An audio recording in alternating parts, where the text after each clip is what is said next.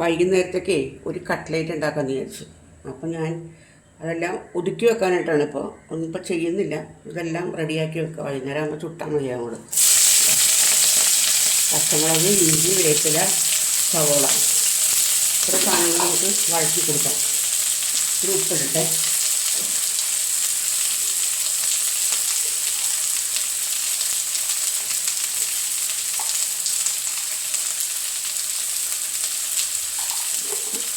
ഇത്തിരി വേണമെങ്കിൽ നമുക്ക് പിന്നെ ഇട്ട് കൊടുക്കാം. ഇറച്ചിയൊക്കെ ഉപ്പിട്ട് വേവിച്ച് വെച്ചിട്ട്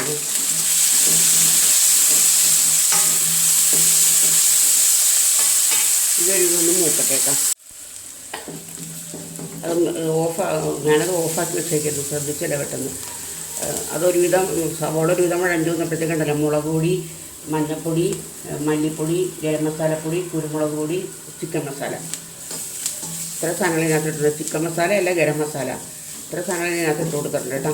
ഇനി അതൊന്ന് അതിൻ്റെ പച്ചമുളക് മാറിക്കോട്ടെ.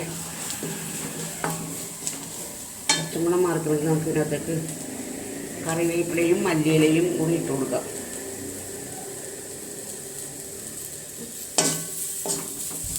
നന്നായിട്ട് ഇളക്കുക. ഇതിൻ്റെ പച്ചമുളക് കാര്യം ചെയ്യാൻ നമുക്ക് ഒരു നുള്ളു വെള്ളം ഒഴിച്ച് കൊടുത്തിട്ടുണ്ടെങ്കിൽ എന്താ ആ അരപ്പെല്ലാം ശരിക്കും എല്ലാത്തിനകത്തും കറങ്ങില്ല.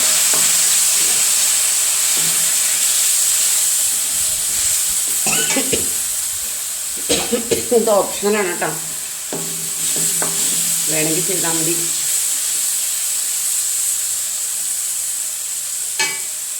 അത് കഴിഞ്ഞ ശേഷം നമുക്ക് ഉരുളക്കിഴങ്ങ് വേവിച്ച് പൊടിച്ച് വെച്ചിട്ടുണ്ട് ഞാൻ കണ്ടോ. അപ്പോൾ അതങ്ങ് ഇട്ട് കൊടുക്കാം.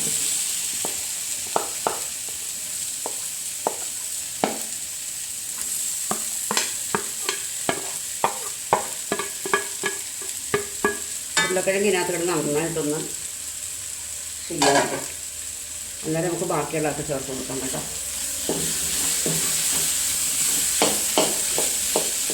നന്നായിട്ട് ഉടച്ചു കൊടുക്കുന്നുണ്ട്.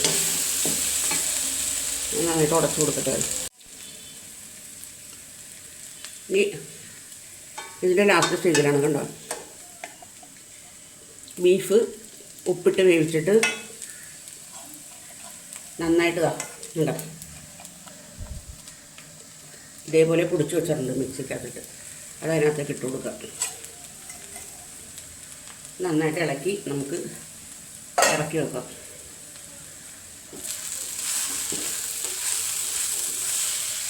ഞാൻ തീരെ ഓഫ് ചെയ്യട്ടെ, അല്ലെങ്കിൽ അത് വരണ്ട് പോകും വല്ലാണ്ട്. ബാക്കിയുള്ള നമ്മളാക്കിയാൽ മതി ഇനി. അപ്പോൾ വീഡിയോ കണ്ട് ഇഷ്ടപ്പെടുകയാണെന്നുണ്ടെങ്കിൽ എന്നെ സപ്പോർട്ട് ചെയ്യണേ കേട്ടോ. കട്ട്ലേറ്റ് ഉണ്ടാക്കാനായിട്ട് ഞാൻ സാധനം കറക്റ്റാക്കി വെച്ചിട്ടുണ്ടായിരുന്നില്ലേ. ഇത്ര ഉണ്ടാക്കുന്നുള്ളേ. അപ്പോൾ ഞാനൊരു പാൻ അടുപ്പത്ത് വെച്ചിട്ടുണ്ട്.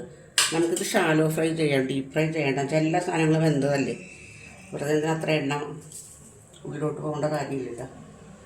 ഞാനിത് എല്ലാം പരത്തിയിട്ട് റൊട്ടിപ്പൊടി ഇത് മുട്ട മുക്കിയിട്ട് റൊട്ടിപ്പൊടി മുക്കി വെച്ചിരിക്കുകയാണ്.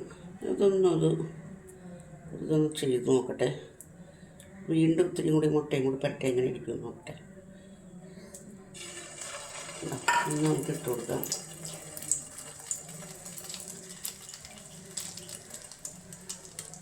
അടുത്തിട്ട് കൊടുക്കാം.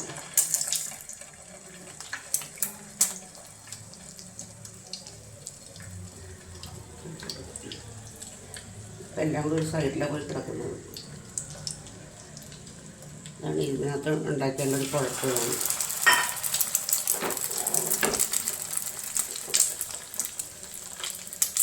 എല്ലാം കൂടി ഇടാല്ലേ.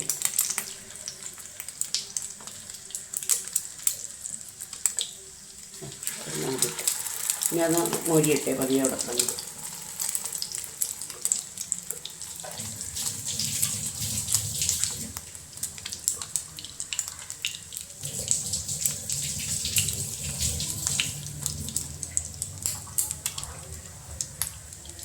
എന്താണെന്നറിയാമോ, ഇതേ നമ്മൾ ഡീപ്പ് ഫ്രൈ എടുത്താലും കുഴപ്പമില്ല. നമ്മളിതിപ്പോൾ ഞാൻ ഓവനിൽ ചെയ്യണ പോലെ ചെയ്തിരിക്കുന്നത്. ഓവനിൽ നമ്മൾ മുട്ട രണ്ടാമതൊന്ന് പുരട്ടി കൊടുക്കുക ചെയ്യണത്. അതിൻ്റെ ഉരുളക്കിഴങ്ങും ചിക്കനും എല്ലാ സാധനങ്ങളും നമ്മൾ വറുത്തതാണ്.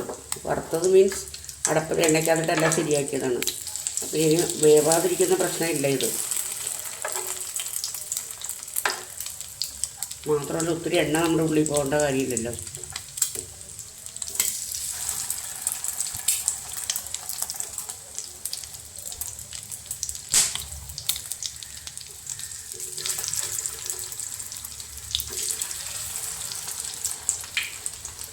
ഒരു കളർ വരട്ടെ, അന്നേരം നമുക്ക് എടുക്കാം.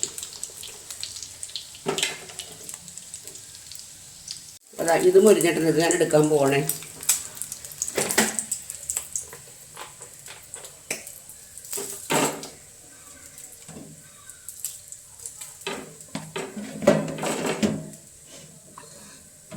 ഫോൺ തട്ടി താഴ്ത്തില്ല കേട്ടോ. ഇല്ല അങ്ങനെ ചെയ്യുന്നു.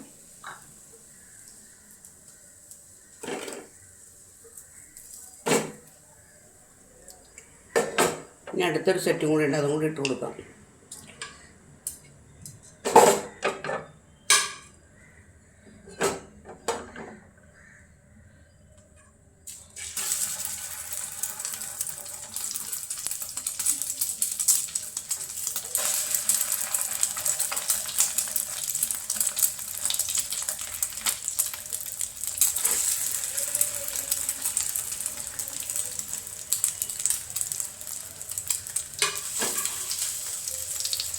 ഇത് മൊരിയട്ടെ കേട്ടോ.